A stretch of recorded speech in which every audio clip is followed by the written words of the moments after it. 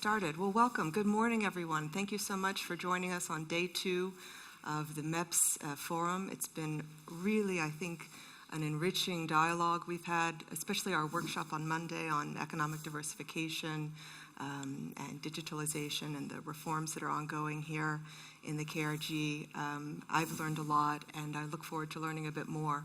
I would think of this panel in Washington speak, we would call it wonky, meaning we're going to get into the technical aspects of reform and what that looks like, and some of the challenges. So I would kind of preface it by saying, and I said this on Monday in our workshop, that all kinds of economic reform processes have at least 3 things in common that I recognize, particularly in countries that are revenue or resource rich and dependent on natural resource revenue. And that is that they're often vulnerable to a kind of pro-cyclicality, right? So when revenues are up, the taps open and more spending increases. And when revenues are down, there's a bit of a contraction. Welcome, Manal. Please join us. And so that creates a bit of sometimes stalled reforms. And so the discipline of reform initiatives is to keep going. And that's politically often very challenging. There are also, second thing, often winners and losers in reform processes. That's not necessarily a bad thing. It tends to generate more competition. It can generate innovation. So it's not something to always be afraid of in a reform process. And the third is on management of the goal of a reform process and the messaging of that to the public and creating buy-in, or basically making sure that the public is with you and along for the ride. So we have some people who know a lot about all of those issues. And I thought we might start with Aziz, if that's all right with you, if you would kind of launch into some of the work that you've been doing, really impressive work here in the Kurdistan region. And one of those processes is on digitalization of government services. And we have an expert from a cross-regional comparison, Lord Francis Maud, who's done a lot of work in advising on that as well. We'll go to you after. And then I'd like to take it to Stefan on that messaging and buy-in. How do we know what people think about reforms, about how things are going, and how do you measure that? And then Mohammed, perhaps for a comparative perspective, what you see from the central government, the politics of reform here. And I'll ask Manal to speak more on the challenges of resource-rich economies. She's done a lot of work basically on economic modeling of diversification efforts and reforms in Gulf countries, in Kuwait in particular. So you have an expert panel assembled here, so let's learn from them. And Aziz, if you'd kick us off with some of the work that you've been doing and tell us about it. It's a pleasure to be here. Thank you all for being here. Mr. Prime Minister, it's a pleasure. To everybody else in the audience. I think if I may, Karen, I'd like to start just with setting the scene of how we got here. In July 2019, when we came to power, we were spending more than any time in Kurdish history. Our payroll was about just over $1 billion a month.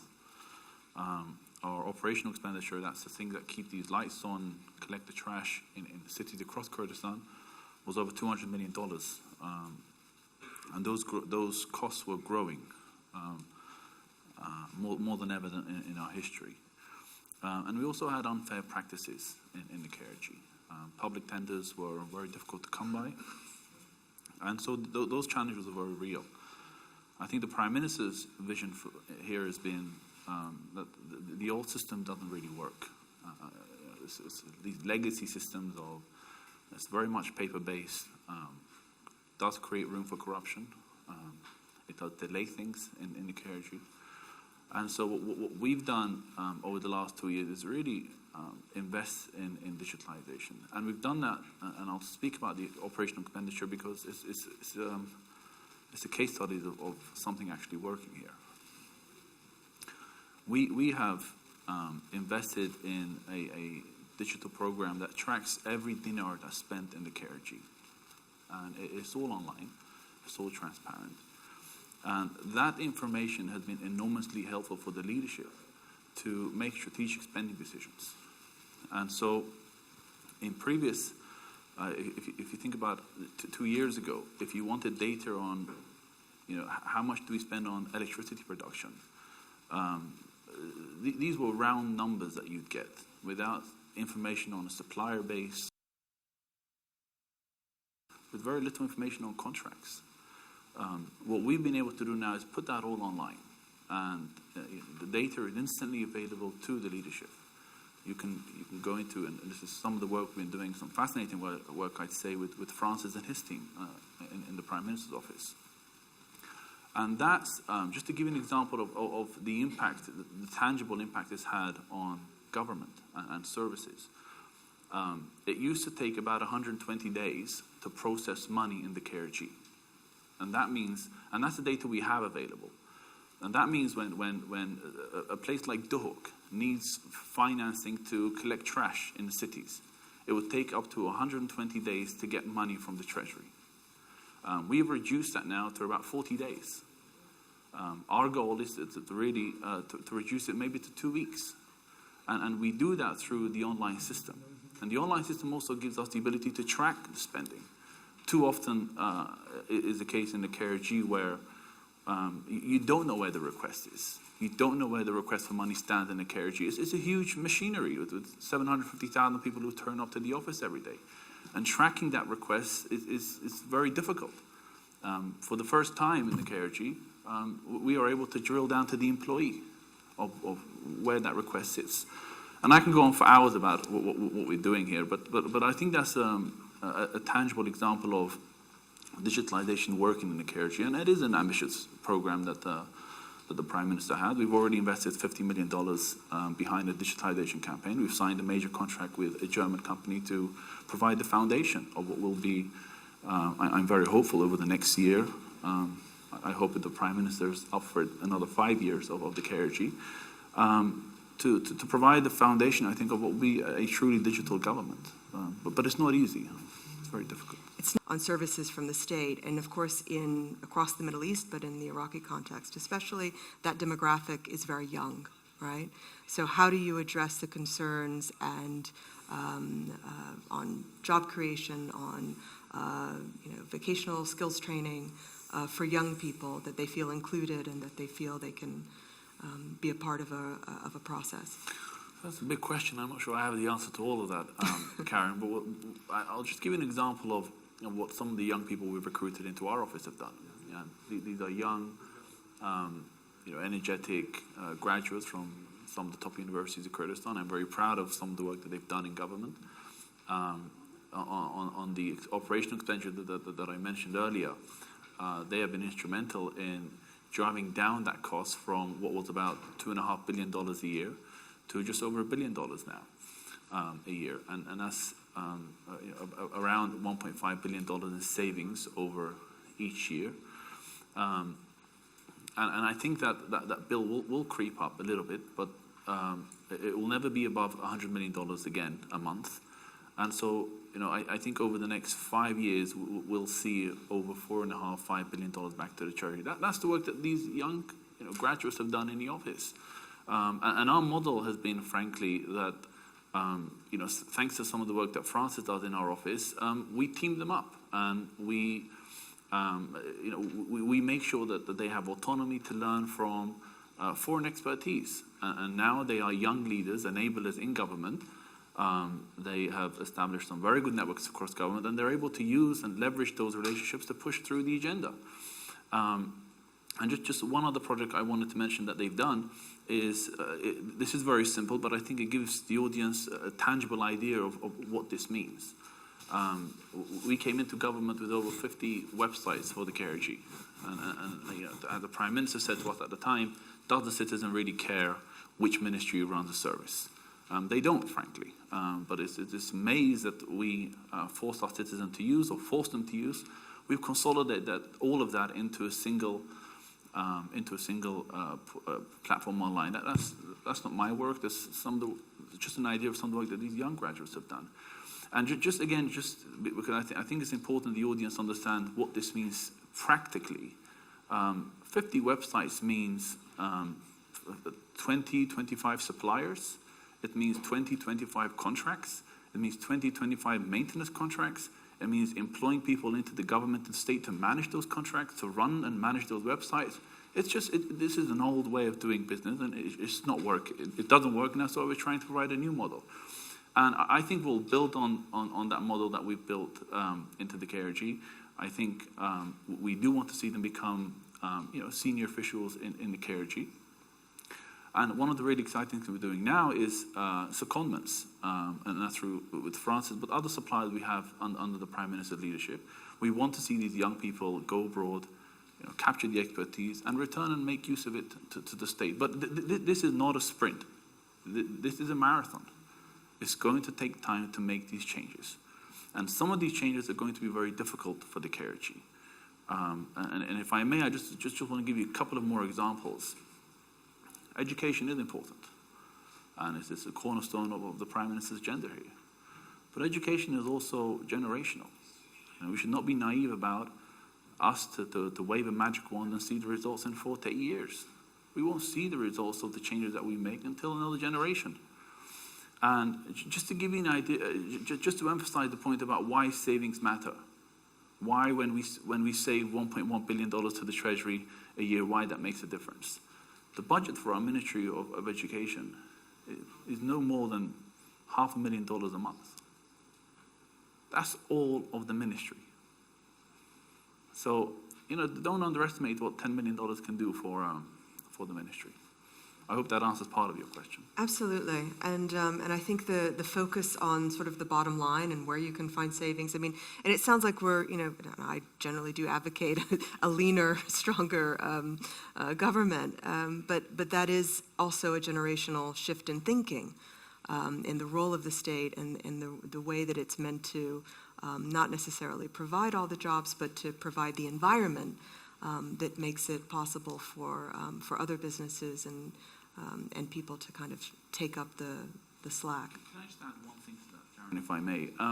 And that's what I meant earlier about creating, the practices that we saw in government when we first entered are not fair. They didn't, and I'd argue they still don't give enough of an opportunity for young people, for local companies, startups, entrepreneurs, to have a genuine chance at winning public money. And this is a lot of money, $1.5 billion a year generates maybe close to 100,000 jobs a year.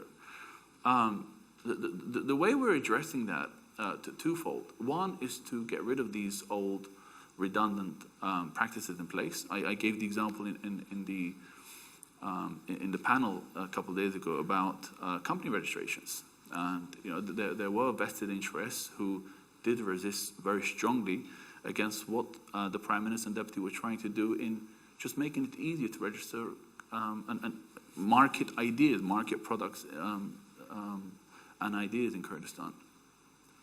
I think we'll continue those sort of changes. They are difficult.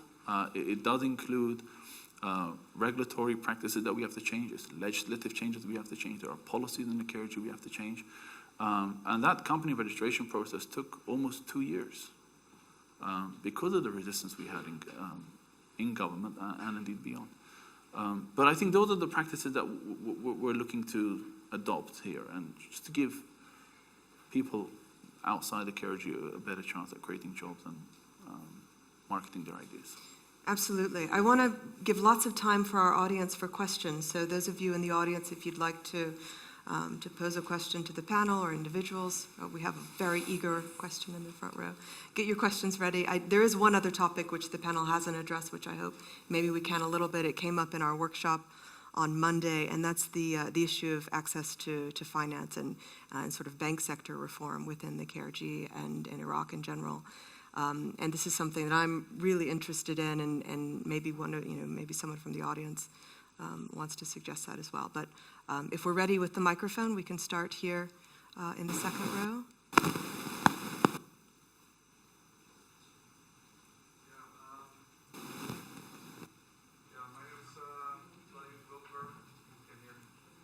Let's try another mic. No.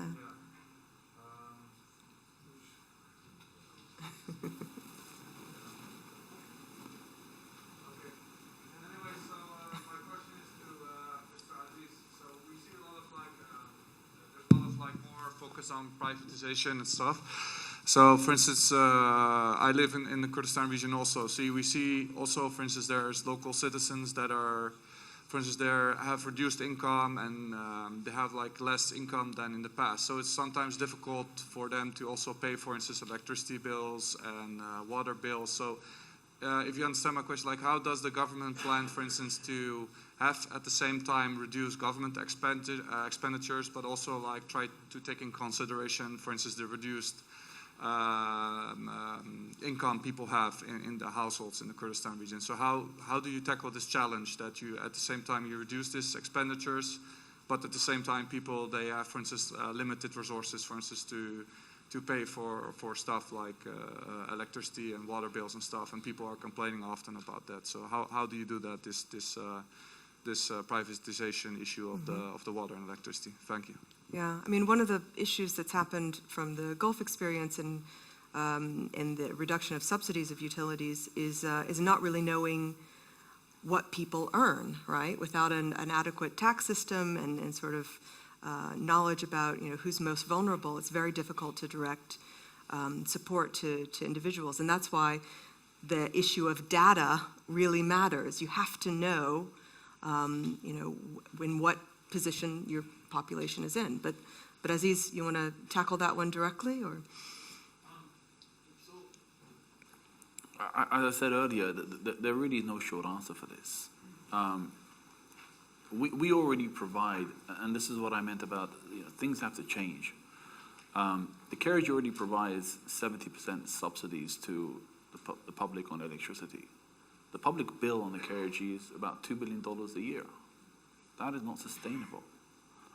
And so what we have been, and I think we're in advanced stages of this now with Francis and his team, the leadership has made it very clear that this needs to be privatized. We need to lessen the public bill on electricity. We do need to provide more investment into increasing electricity to the public. But also something that has come up very clearly by the leadership, by the Prime Minister, that low-income households have a right to government assistance. And so part of what we're doing under the negotiations to privatize part of the electricity, the public grid, is to make sure that low-income households do receive help from the KRG, and this it's recognized by the leadership. We know there are low-income households; they do need help. That won't change. I think what does have to change ultimately is the culture. There must be, as I think we've always said in the KRG, citizens have a set of rights, but there are also obligations on behalf of the public, and we cannot sustain this bill for the long term. There has to be an education, a campaign, a public campaign to educate the public about what their responsibilities are, to use energy wisely, and I think we've done some of that, but there's a lot more work that needs to be done. But and the other thing I may say is minimum wage in Kurdistan has increased by 20% under this cabinet. There is a proposal that I think it's just come in to increase it again. And I think that's what, those are the kind of measures we'll continue to do to make sure that people do earn a decent living. I'll make this a little bit personal, if I may, because the doctor has a public health background. And I'll make it personal because I'll tell him what we've done on health. The Ministry of Health spends over $120 million a year on procuring medicine. And we have reviewed the supplier base thanks to the data that we've been able to collect through the digital system. And we compared a list of 48 items. So 48 different types of medicine that the KRG procures every month from the same company across 3 different provinces. And the highest variation in the cost in France has seen is 1,500% for the same medicine from the same supplier to the same customer, the KRG. And so we've now, I think we have our strategy in place. We have started negotiating with the suppliers. And when you present the data to the suppliers, they don't actually resist. They understand they've been caught and they have to change practices. And so on health, we've identified 35% savings. Now that's real money. And the reason why that makes a difference is because we pay 2% of the supplier's payments every month. because of the financial crisis we have, we're only able to pay 2% of their payments every month. That's a problem because they can't employ locals. And so the savings we make on the contracts, our goal is really to pivot that into making sure that medicine is readily available, MRI scanners, people don't have long waiting times. So it makes a real visceral change on people's lives. So data is crucial. Fantastic example. Look, I think if the audience member is asking whether we should employ more people, I think the KRG has enough people on this payroll. I think the way we've recruited in the office is really based on merit. And I say that because I'm not the one doing the interviews. We have an external partner who does interviews. And it's based on merit. And I think that there is a quota system. We do encourage ministries and government bodies to be fair and make sure there's an equal balance. We have more women in the Prime Minister's office than men. And those are young, fresh graduates that we've recruited. But I think ultimately the KRG's position here should be just to regulate the market. Make sure there is that fairness, equality in hiring and advertising jobs. I'm not sure the answer is always that the KRG should get involved and fix it, because too often times we might not be able to fix it.